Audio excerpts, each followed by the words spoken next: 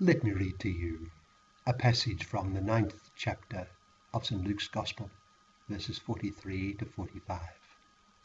It's the Gospel for Saturday of the 25th week of Ordinary Time. St.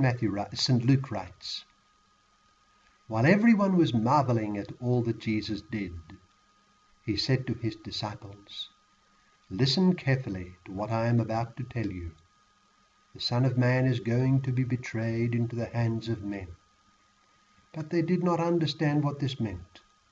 It was hidden from them, so that they did not grasp it, and they were afraid to ask him about it."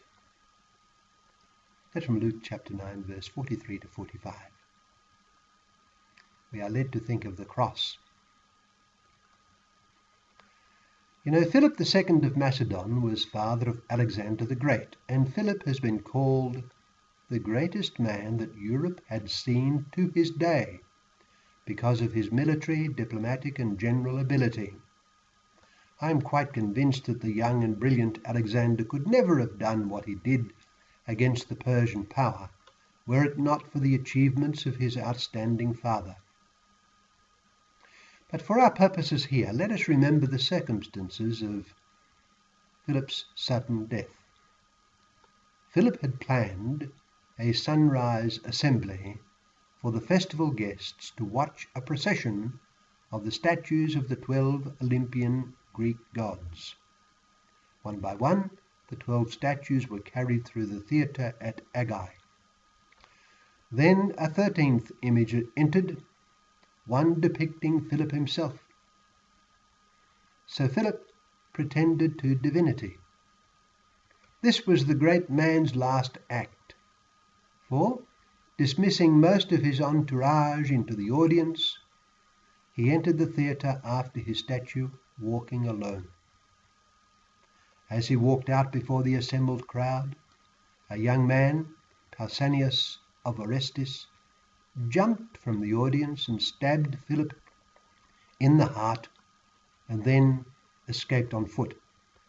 3 of the king's bodyguards caught him after he tripped and killed him. But notice Philip's aspiration to greatness. He presented himself as a god, his immortality being disabused in the event. Years later, the young Alexander's similar pretensions to divinity did not impress his old teacher, the great philosopher Aristotle.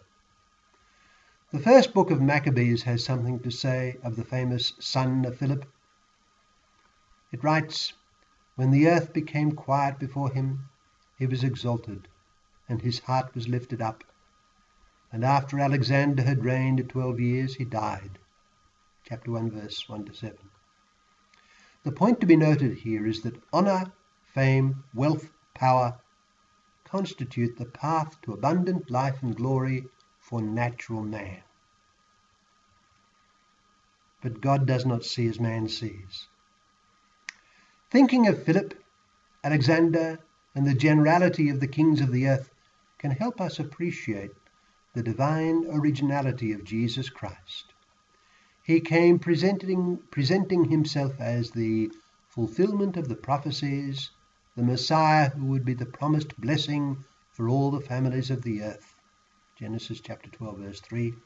The King to whom would be given dominion and glory and kingdom, that all peoples, nations, and languages should serve him.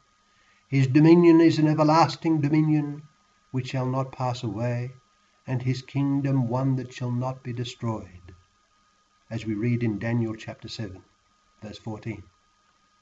For any detached observer, this would have to be counted as a breathtaking expectation, a stunning aspiration, an unparalleled idea in the history of kingship. The Jews expected such a person because it was a great prophecy, but the divine originality of Jesus Christ is manifested even here. The path to kingly glory which Jesus Christ insisted on was unexpected, though it too was in line with the prophecies. All this brings us to our gospel passage today from Luke chapter 9, verse 43 to 45. For as our Lord told his disciples repeatedly, It was necessary for him to suffer if he was to enter into his glory. There are various times in our Lord's public ministry when his kingship was recognized. For instance, on one occasion the sons of Zebedee came with their mother to ask a favor of our Lord. The favor was that they place them one at his right and the other at his left in his kingly glory. They recognized his kingship, but our Lord immediately told them that they did not know what they were asking. The path to glory was via the cross. Will you drink the cup that I am going to drink? Perhaps the most remarkable and convincing instance of this recognition occurred when our Lord was dying on the cross. It was the recognition of his kingly status by someone who was dying with him. Having rebuked his criminal colleague for his abusive statements to Jesus, he turned to Jesus himself and said, "Jesus, remember me when you come into your kingdom." This bespoke a grace of insight given directly from heaven, which placed suffering and death at the heart of the kingship of the Messiah. How radically different was Jesus Christ from the rulers of the earth. We read, while everyone was marveling at all that Jesus did, he said to his disciples, "Listen carefully to what I am going to tell you. The Son of Man is going to be betrayed into the hands of men." As St. Paul writes, his state was divine, but he did not cling to his glory, but set it aside and became as men are, even to death on a cross. It was then that God raised him up and on high. Let us ask for the grace to follow Christ closely, especially when the cross appears.